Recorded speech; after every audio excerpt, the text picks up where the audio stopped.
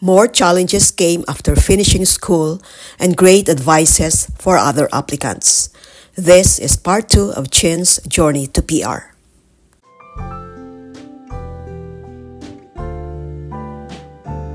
How long did you parang na-realize mo na dito na talaga ako? That you have decided that this is it? After po nung ma-realize ko na pawala na po yung pera ko. Hindi na ako pwedeng bumalik, dito na ako.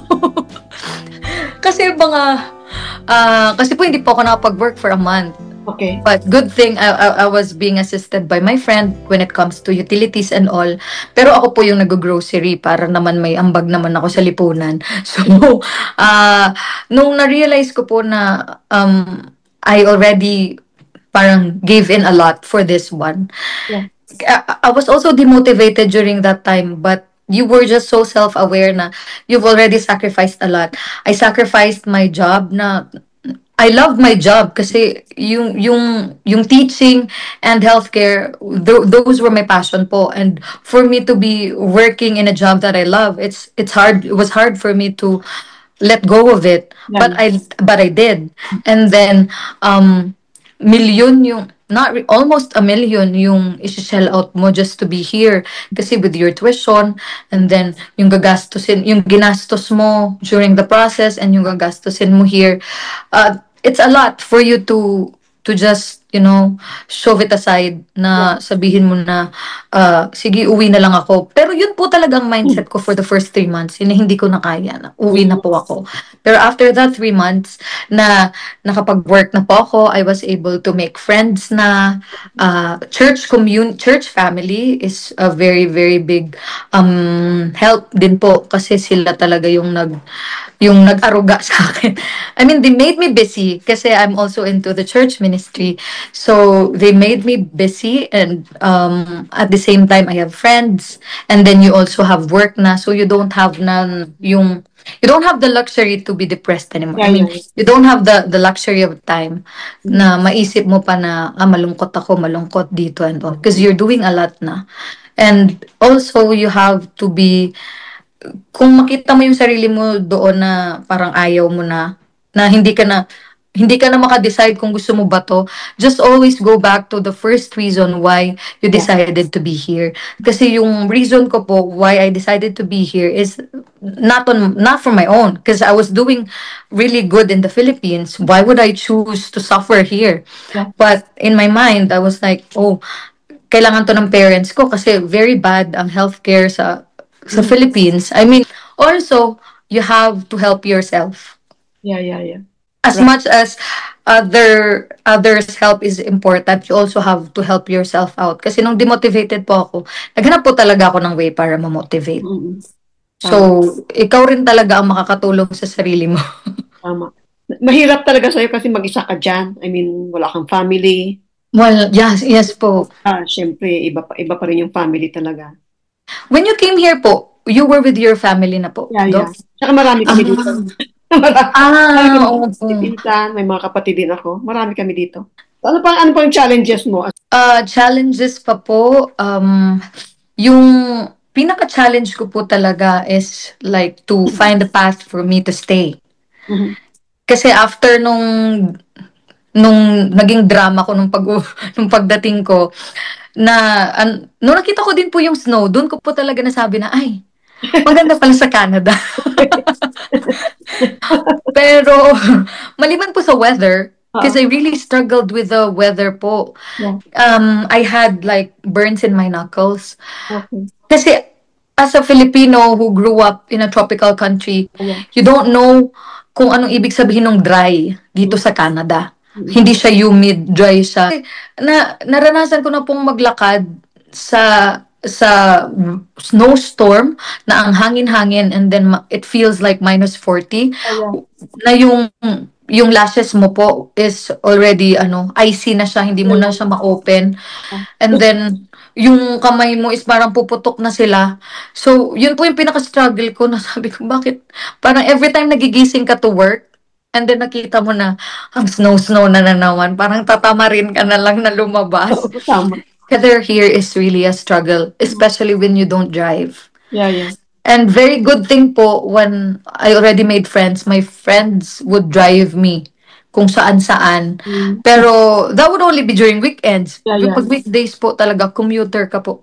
Commuter po talaga ako. So one is the weather. The other one, it wasn't that much of a struggle, but it was more of like a transition nung dumating po ako dito na you're still not how do you say that? Hindi ka po ganun ka used to the culture kasi you have to communicate. Yeah, yeah. And with my job, I need to communicate and I need to sustain that communication. Kasi I work with kids, I work with youths, and then lalo na sa daycare po, Mhm. kailangan lagi kang nakikipag-usap Yeah, yeah. sa bata and then sa parents. Oo. So, I felt like I was walking on eggshells nung nung first time ko, nung early months ko po dito Yeah, kasi yeah. I might say, I was too careful to say something that might be offensive. So you just also have to expose yourself and be observant Mhm. kung paano nila, like the way we talk po, every time we see someone, like, hey, how are you? How are Yeah, you yeah. doing? And then, oh, I'm good, and you? Mhm. So, tinuturuan po ako ng friend ko na, huwag ka talagang bibitaw sa, how are you? Kasi, hindi tayo ganun ng mga Pilipino. Like, pag nagkita tayo, uy, Oo. oh, ano, ganun. But here, hey, how are you? Oh, I'm good, and you? You can't just pass them by because it's gonna be rude for them. Yeah, yeah. And then yung paghahanap ko na po ng path, that was the greatest struggle that I had here in Canada, yung pong paghahanap ko ng path. Kasi on my end, it was really hard for me to find a path that is sure, that is may assurance po na talaga makakapag-stay ako. Kasi during that time, I only have a limited time Mhm. to fix everything for my PR. Yeah, yeah. So I graduated September 25, 2023. And then we call that conferral date. Mhm. So that's the official end of your schooling. That Mhm. is also the time where you can officially work full time for those students who, kasi sa time po namin, the entire time we were working full time. Okay. But the next batch next to us po is hindi na. So they were working full time.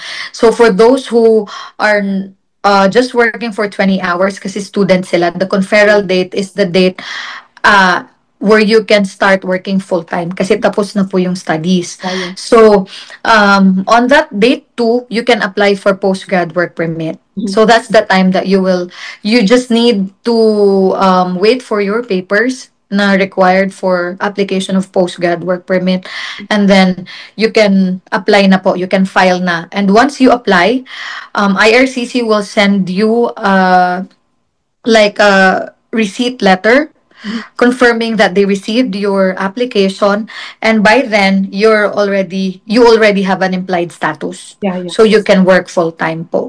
So yung postgrad work permit ko, in-apply ko po siya right after my conferral date, and then na-receive ko po yung result December 1.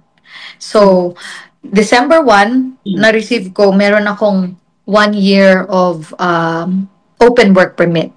From December Uh, 1. from December 1, 2023 to December 1, 2024. Okay. So, with that particular time, I have to make sure na mapi-PR ako. Yeah, yeah, yeah. So, I What only was have your work during that time? What was your job? daycare po. Daycare pa lang. On that same year po, 2023, I made sure to take my CELPIP exam July 5. And then, afterwards, July 25, gumawa na po ako ng express entry profile. So I was already in the pool before even my conferral date or before even my graduation ceremony. I was already in the pool. Kasi in my mind, the earlier you start, the better because you don't know kung ano yung mga changes sa IRCC that would happen. So, unless you're in the pool, you don't have any chances of being drawn from the So you pool. were still a student during that time? Yes po, I was still a student during that time when I took my CELPIP exam and created my express entry profile. Because I Is have there to a be timeline? smart. Is there a timeline for that? When are you when can you start that? When you are a student? Is there a time? Anytime po. You can start it anytime. As long na you know that you're eligible for it already. Before you can be eligible, you have to have the exam. So once na nakapag-exam ka na ng English exam mo, then you can start your express entry profile. Meron pong mga naging PR sa amin na student pa po kami. Okay. Opo, because they have family ties. Okay. And si Alberta, they during our study, parang nakafocus sila sa family ties and then sa healthcare. So since my classmates were nurses and then meron silang mga kapatid here, nabunot po sila. Ang time ko po, I didn't find it really easy to find a path kasi po ang mga paths during that time is healthcare occupations focusing on nurses. Yeah. So, tanggal ako agad kasi hindi ako nurse. Hindi mo And then, nagamit yun, yung nursing education mo? very useful po yung masters ko. Kasi sa express entry points, ang laki po ng masters. Sa application ng express entry profile, they give points to your education. Yeah. So, sa education ko po, mataas yung nakuha ko doon because of my masters, which I thought I would never have a use of. Yeah. So, bali yung education mo dyan, hindi na na-count. Parang hindi na na-count sa May PR. count pa rin po yun. So, yes po. The thing is, with my education here in Canada, I only got 15 points compared to my master's back home, which I got 135 points. So, mataas po talaga siya. Yeah. And yung CELPIP ko, mataas din. So, talagang nakapasok po ako dun sa scoring. So, because also po, during my time na nagpa-plan na po ako, I was already formulating my game plan on how to get the PR within that span of time. So, ang nasa isip ko, ano yung mga path na, ano yung mga jobs that would get me to PR? Ano yung points that would get me to PR? So, yun po yung mga tinitingnan kong points. Kasi, during that time sa AOS, if you are familiar po with AOS pathway, Alberta Opportunity Stream po kasi yun eh. If you will be able to work in a field that is related to your studies here in Canada and studies abroad, then you have a chance na ma-nominate ka ni Alberta and then they'll give you 600 points. Okay. So since I was in the healthcare and I was also a nurse, so ang target ko po is mga clinics where I could work as admin assistant or MOA, medical office assistant. So, yun po yung mga tinarget ko na jobs para po makapasok ako dun sa AOS na path. But then again, because I graduated as Health and Human Services Management, which is yung mga employers are unfamiliar with my program. Mas familiar sila sa program ng MOA. Hindi ako makapasok po doon sa mga jobs na yun.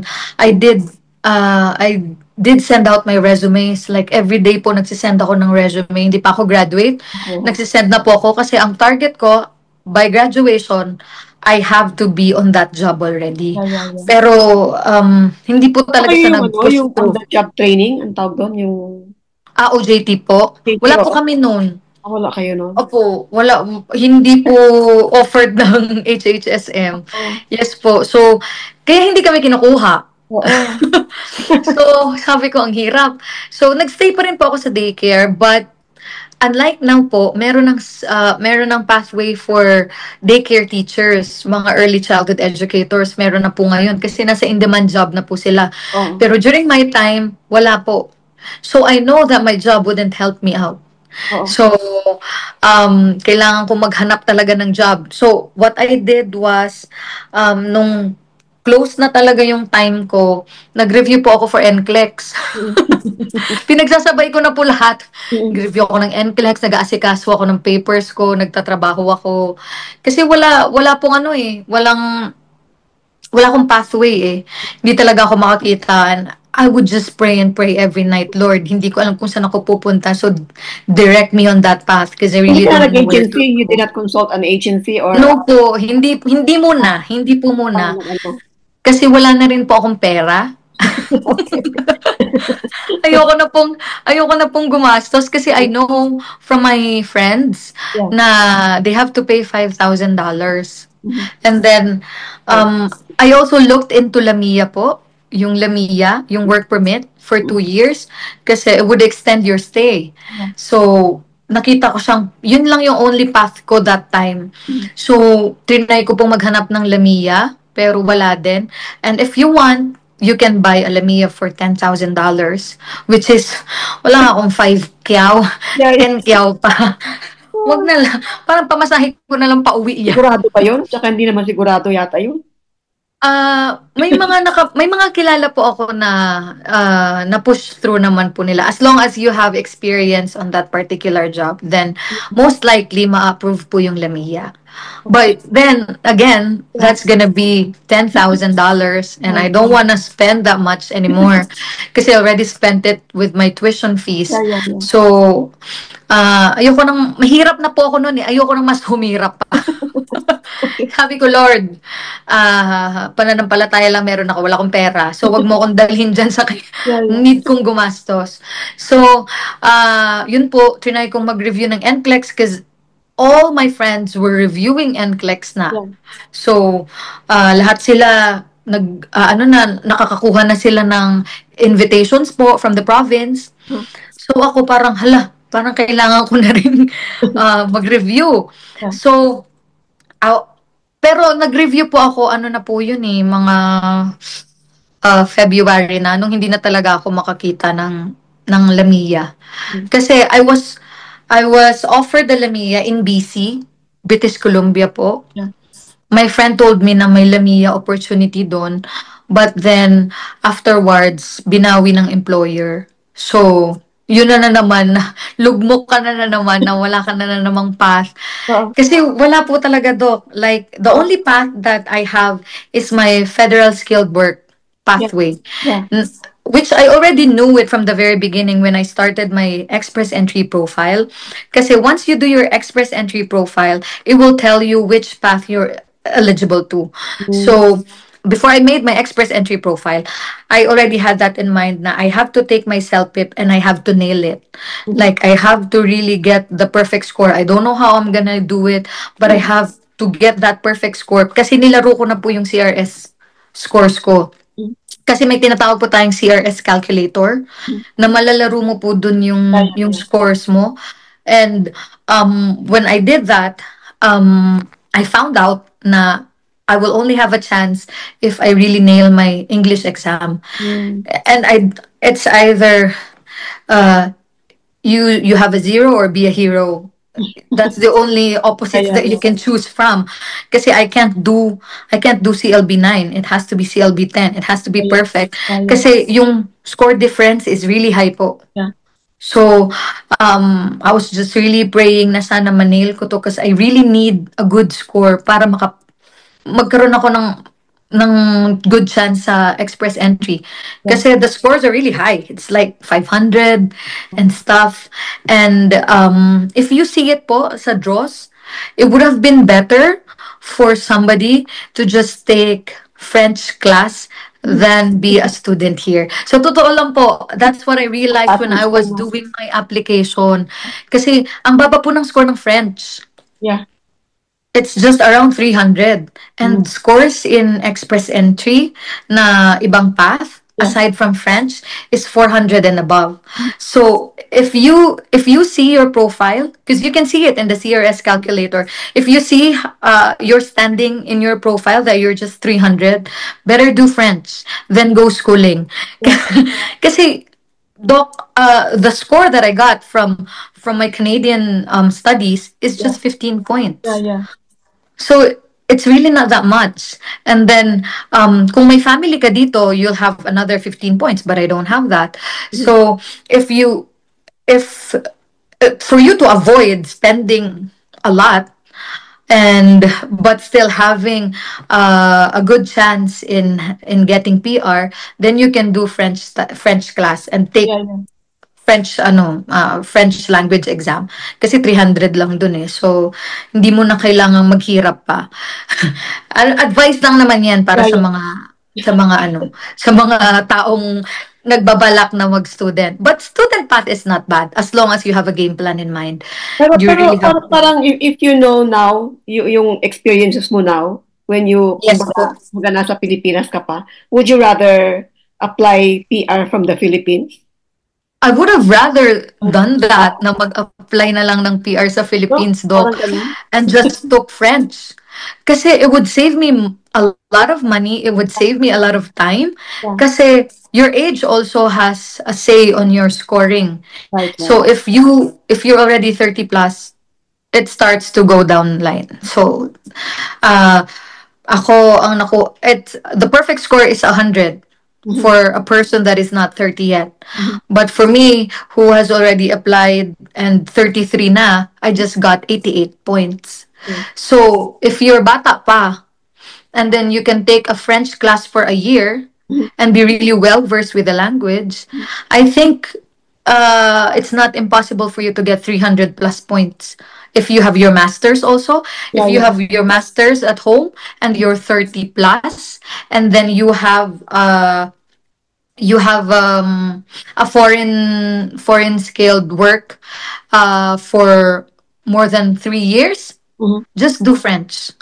You will save a lot of time, you will save a lot of money, you will save a lot of you will save yourself from being depressed. But you Then didn't you try you that. you I didn't know po. I didn't know that time. You didn't know during that Yeah, time. I didn't know that time na may path pala for French. Yeah.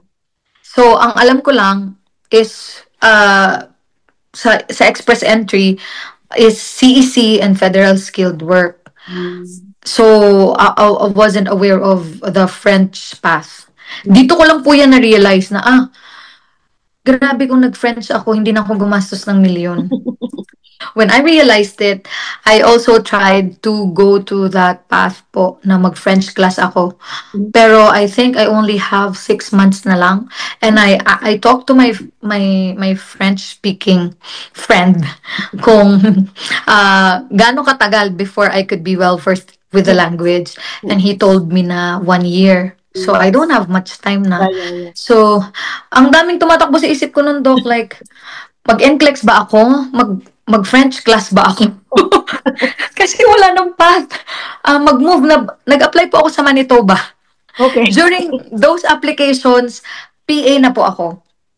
I already worked as pharmacy assistant. Okay. So, po kasi, September after ng conferral date, up to December, hindi pa ako ganun ka-stress. Because I know in my mind na I still have 1 year Yeah. to do everything. Yeah. So, waiting lang po talaga ako. Kasi meron na akong express entry eh. So, less stress, ganun. January came, and before that, a friend of mine told me na lumipat ka ng pharmacy assistant kasi okay din yung niya. Pasok din daw siya sa NOC, sa eligible NOCs. So ako naman, parang, maybe this is an opportunity because I don't see any opportunity from early childhood education that I was in during that time. So, sabi ko, I have to go to another direction. Pero wala po talaga sa isip ko yung na mabubunot ako through my job as pharmacy assistant. Kasi hindi ko alam yung path doon eh. Ang alam ko lang, kailangan kong pumunta doon kasi eligible din naman yung NOC niya. So, just for another experience po ba? Malay mo may mag-open na opportunity. Tas sabi ng friend ko na may nagsabi sa akin na in demand daw siya na work. Pero I didn't know. Parang sige, punta lang ako dito. Baka lang meron suntok sa buwan. Ganon. Kasi sure na ako nasa daycare, wala eh. So, Okay. suntok sa buwan, apply po ako ng pharmacy assistant. And by God's grace, natanggap naman po ako. January 7 po, nag-start na po ako ng pharmacy assistant work ko. So, double job na po ako during that time. Hindi ko po nilet go yung daycare ko kasi baka may mag-open din doon. Okay. So, imagine po, Doc, nagtatrabaho ako ng 2 trabaho every day. I work 6 days a week. And then, by the time I get home, I will study for NCLEX. I will send out my applications afterwards kasi I'm still looking for Lamia.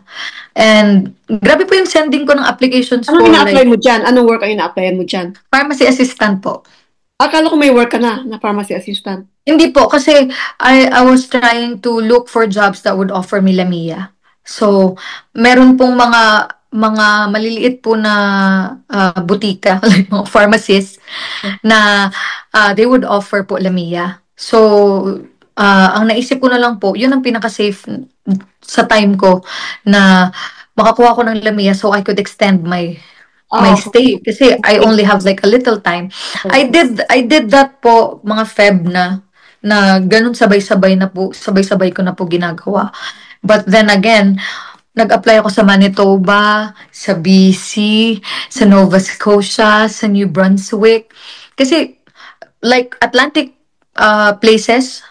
provinces po, they have pathways that are way faster. Like in 6 months, even in Saskatchewan po, in 6 months of stay in Saskatchewan, you can apply for PR. Pero lahat po yun ni-reject ako. Sabi ko, malas ko na sa pag-ibig, pati sa trabaho, malas ba? Ano yan? Express entry lahat yan? O iba naman? What do you mean po like express entry? Like yung sa past ko po? Ay, mga... Bakit ko yung ginagawa? Ibang provinces? Ano yun?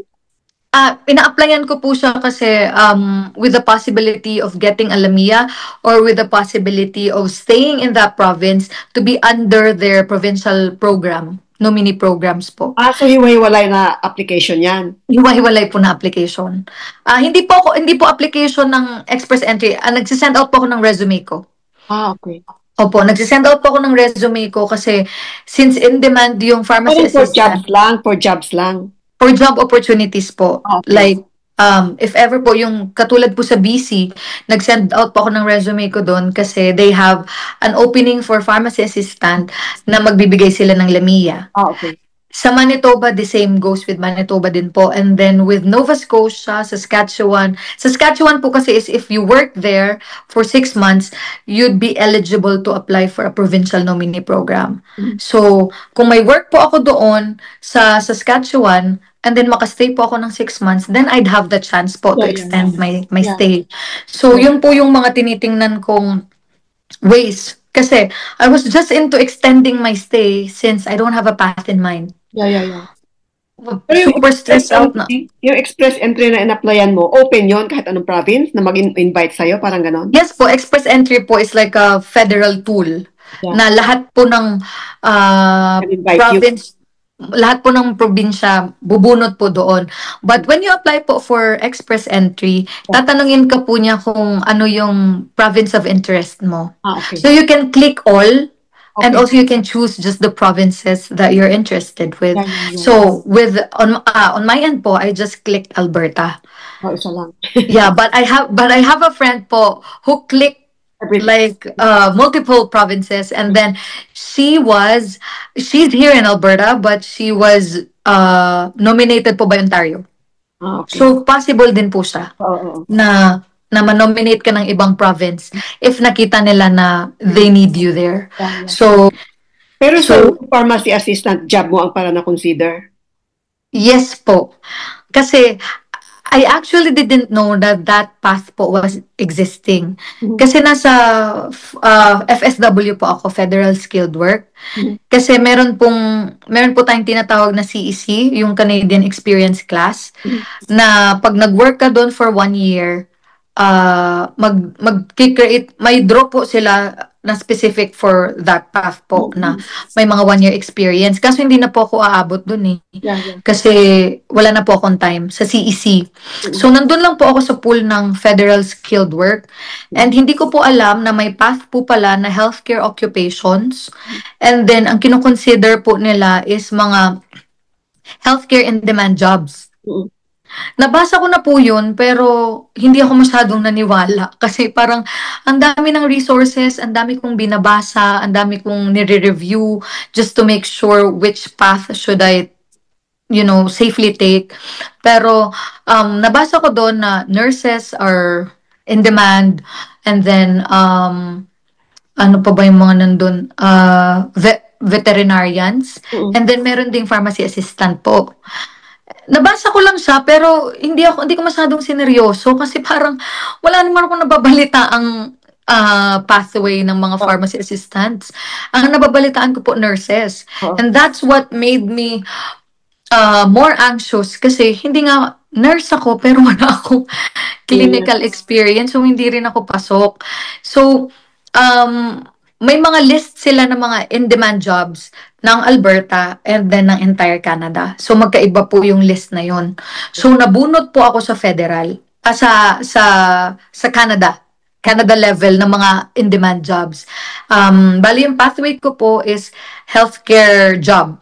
Okay. Parang dedicated healthcare path na kailangan meron kang 6 months na experience doon sa job mo na yun. It doesn't matter if it's not your primary occupation kasi sa express entry po, may isi-select ka na primary occupation. So yung primary occupation na yun, it is a job that you worked in for almost a year. For 1 year, good of 1 year. And then, doon sila magbe-base kung bubunutin ka nila.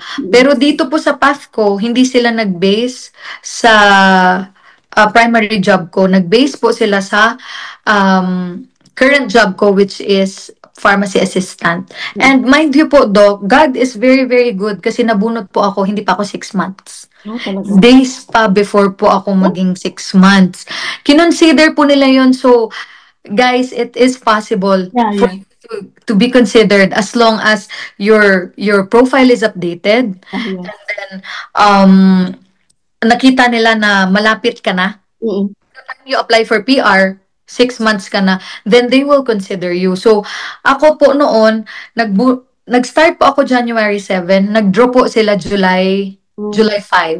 So I've got just 2 days para maging 6 months. Okay. Technically, hindi pa ako 6 months. Pero kinonsider pa rin po nila yung ano ko. Pero ano din no, kasi wala ka namang yung pharmacy assistant na job mo. Anong binasihan nila para ka tanggapin doon? May mga pharmacies po kasi na as long as you have a healthcare background, they will accept you po. So, ako po, wala po ako sa retail. Nasa production po ako. Central fill po kami. So, kami po yung nagpapack ng mga gamot, ganun po, and then, sinesend out po namin sa mga stores. Yung mga retail stores po, they'd usually ask for a retail experience. I don't have it. For now po, yung education mo ang kinonsider nila, no?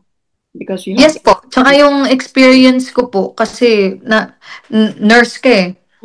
So, may experience ka sa nurse, and then gamot lang naman yung hinahawakan. So, familiar naman kami sa mga medications as long na may medical background on my on the company that I work with right now. So okay lang po yun sa kanila kasi nasa production naman po kami. Hindi naman kami magpe-prescribe or anything. So okay lang din. And sakto din po kasi na-hire ako ng January, sakto nung binunot yung path ko po, pa 6 months na po ako. Kasi medyo nagreklamo na ako noon kay Lord eh. Sabi ko kasi po, I made my profile July 25 and it was already July. So mag-expire na po yung profile ko. Okay. So magkikreate na naman po ako ng bago. Sabi ko, Lord, magkikreate na naman ako ng bago. And at the same time, tatanda na naman ako, mababawasan na naman yung score ko. So sabi ko, Lord, bakit ganito? Hindi ako mabubunot. Tapos, sabi ko dapat pala, hindi na lang ako gumawa ng express entry ng maaga. Parang yun po yung naisip ko na that time. Sabi ko, dapat di na lang ako gumawa ng express entry ng maaga kasi mag-expire naman pala, hindi naman ako mabubunot. So, yun na yung iniisip ko. Pero, nung nag-take po ako ng exam, ng CELPIP exam, and then naggawa po ako ng profile, pinag-pray ko na po yun na sana tama yung timing ko.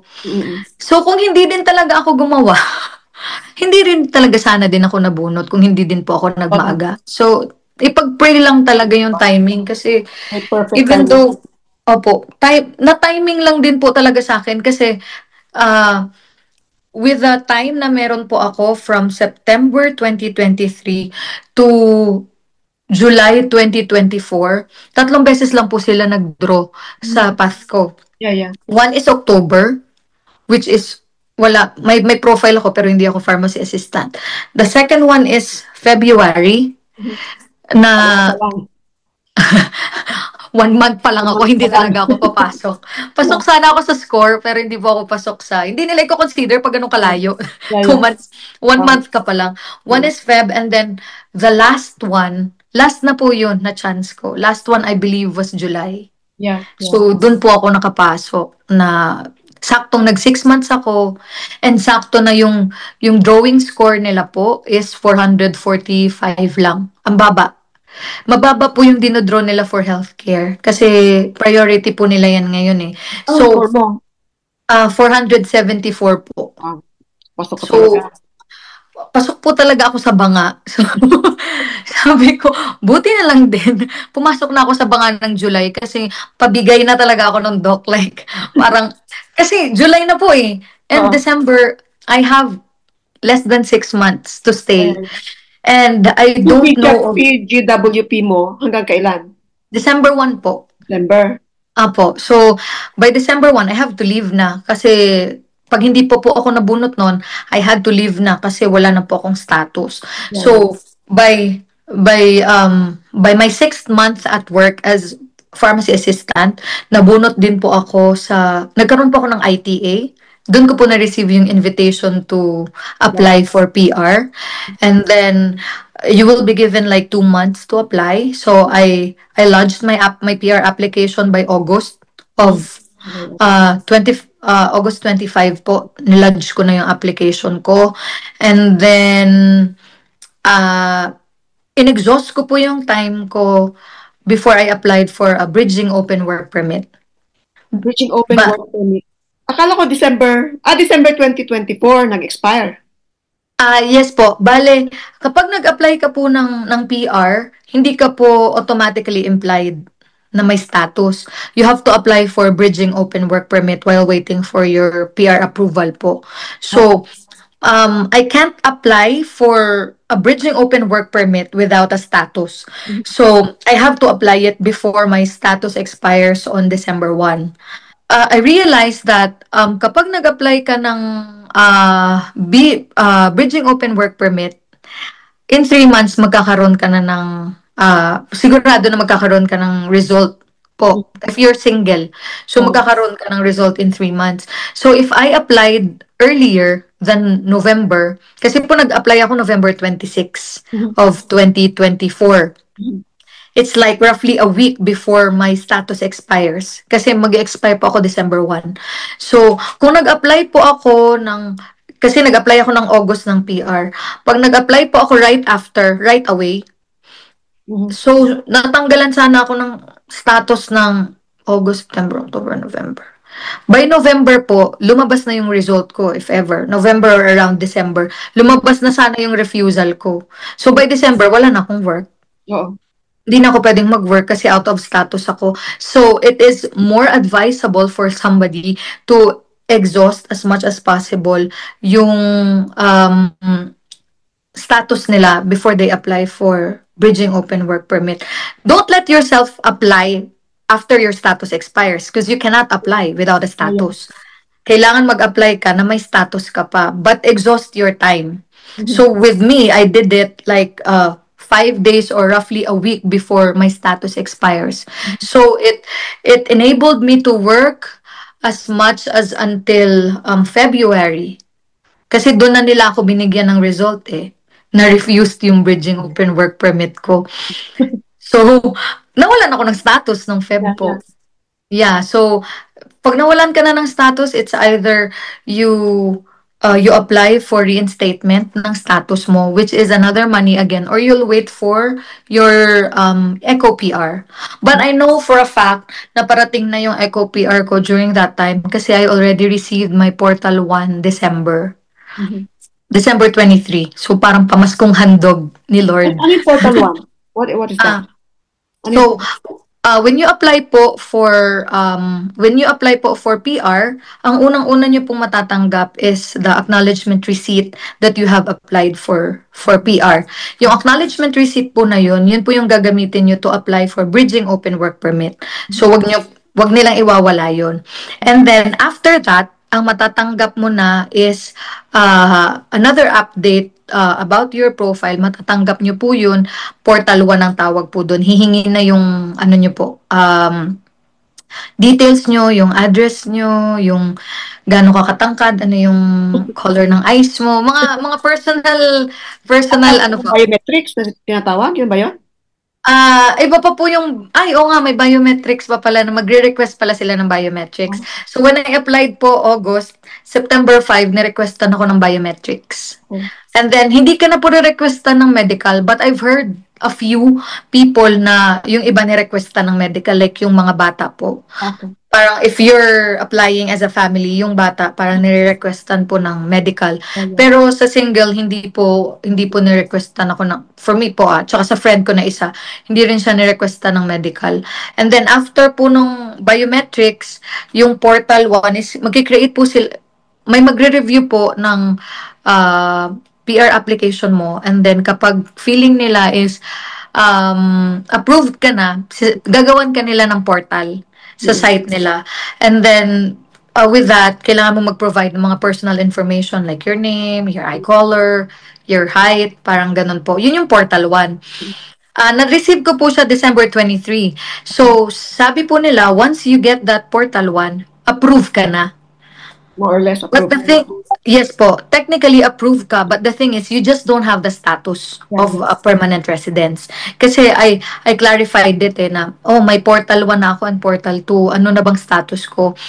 Unless you get the electronic confirmation of PR, or yung tinatawag po nila na Eco PR, dun ka lang po mako-confirm na permanent resident. But with the Portal 1 and Portal 2, alam mo lang na approve ka na. And you don't have to worry about anything kasi nasa portal ka na nila. So they just need those information for your PR ID. Ayan po. So Portal 1, and then December 23 Portal 1. So alam ko na po December 23 PR na po ako. Wala lang akong status pa. And then December 27, after a couple of days, na-receive ko po yung Portal 2. So, on some cases, it could be 2 weeks or months before ka maka-receive ng Portal 2. But on my case po, I received it after a couple of days. So, December 27, I received my Portal 2, so which requires you to send your picture, yung parang ID picture po. And then, you have to certify na you're here in Canada, currently residing here in Canada. So that's Portal 2. And afterwards, sa Portal 2, the next thing would be your electronic confirmation of PR, or yung tinatawag po natin na Eco PR, in which they are going to give you or send you a soft copy of like a document na nandun yung PR number mo, nandun yung mga details about your entry here in Canada, and that you can use it while waiting for your ID po. So, by then, if you receive that document, officially, permanent resident ka na ng Canada. Which, on my case, natanggap ko po March 17 na. So, I received Portal 1 and 2 December, and then after 3 months of me applying for Bridging Open Work Permit, I got refused. Yeah. So, February 25, na-refuse po ako. So, I lost my status. Kasi during that time, I just have my Portal 2. I'm still not officially a permanent resident. So, I lost my status. And then, feeling ko po kasi ang ground for refusal ng paper ko is I didn't submit enough documents. Which is very unlikely na ganoon kasi ang isasubmit mo lang na document is yung acknowledgement receipt mo from IRCC that you applied for PR. And I did it. I submitted it. But then sabi niya, hindi daw enough yung documents ko. So it was really weird, but then again, I have this in mind na maybe I got refused because it doesn't make sense if they give me a Bridging Open Work Permit and then I'll have my Eco PR soon. Right. Kasi it's gonna be just like a red tape po, na parang paperwork. What did you do? So immediately po, I had to stop working since I went out of status. So from Feb 26 po to March So up till now pala. Pero from Feb 26 to March 16, out of status po ako. Though I have that, I can stay, but for the purpose of reinstatement, I still can stay po. Hindi po ako kailangang i-deport or whatsoever. I have that 90 days to stay safely and to reinstate to restore my status po. So they will give you, once you get out of status, you have 90 days to restore your status. But for me, I know na matatanggap ko na yung Eco PR ko soon, so I don't have to restore my status because that's gonna be like additional $500. So sabi ko, magstay na lang muna ako sa bahay. So nagbakasyon po ako ng 1 month. Kasi, well, in fairness with my company, they really can't keep me kasi legally, I can't work because I went out of status. But then they told me na once I get my PR, they will rehire me. So that is what they did as well. And may mga chances kasi na baka umuwi ka na lang, ganyan, kasi baka matagalan pa yung Eco PR mo, ganun. So, I also had that in mind, pero na-realize ko na you can't go outside Canada pala. If you still have that 90 days, exhaust it. Kasi, nag-declare ka sa Portal 2 mo that you're here in Canada. And if you go out of Canada while having that safe time, so, anong magiging reason mo pagbalik? Na bakit ka umalis ng Canada? So, I think it is safer na magstay ka and wait for your Eco PR until you exhaust that 90 days na binigay nila sa'yo as a safe time to be How many here. days how many days yung bago lumabas yung Eco PR mo? Feb 26 po natanggalan ako. March 17 na receive ko yung Eco PR ko. 20 days. So, 20 days lang. almost mga ganun po, 20 days. Pero from the time I received my Portal 2, it was September, January, February, March. 3 months before ko po na-receive yung Eco PR ko. From Portal 2. Portal 2. Yes po. So, dun ko na dun na po ako nakahinga ng malalim na after all those trials, after all those tribulations, na PR na po ako for that span of time, which is like, it's just God. Kasi I started without a path eh. And then, nagkagulatan na lang po kami lahat na nabunot ako. I didn't even know na nabunot po ako. Nung day na nung day po na nambigay ng ITA, ng invitation to apply, na na-drop po, nag-message po yung mga ka-work ko na, nabunot na ba kayo? Ganyan. Tapos may isa sa amin na nabunot. But I didn't know na nabunot din po pala ako. Nagreklamo pa ako nun kay Lord. Lord, sana kung naka 6 months na ako, nabunot din sana ako ngayon. Kasi the score was just 445 and my score was 474. So sabi ko, sana nabunot din ako ngayon kaso wala pa akong 6 months. Doon ko po nalaman na kino-consider po nila na kahit hindi pa po like exactly 6 months, ko-consider po nila yung application mo. So just put your application. They email you? They send you an email na nabunot na nabunot po ako. Yes po, na parang ano ba yung email nila na you have been selected po ata, something ganun. Doon ako parang napaluhod na lang po ako. Kasi sobrang pagod ko na po that time. Like, matutulala ka na lang kasi you're sending out your resumes, you're applying, you're studying for NCLEX. Tapos, ang daming nag-run sa mind mo kasi you have such a limited time. So, for those students na mapera naman, go with 2 years. Well, now it has to be master's, so you have to go.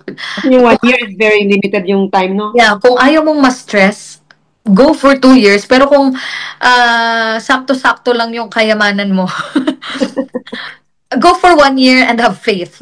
Kasi nakuha ko po yung PR ko just by God's help na there was a reason why I wasn't being accepted on those resumes that I sent out. Kasi it wasn't the plan. The plan was here. So, during that time then na hindi ko alam na may pass, He showed the path for me na, oh, and because of that, I was able to inform my other friends and other people na, oh, there's a path here that we don't know. It was just God's provision po. So I was really thankful and grateful for the blessing.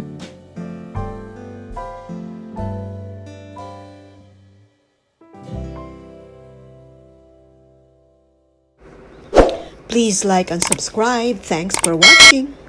See you in the next vlog.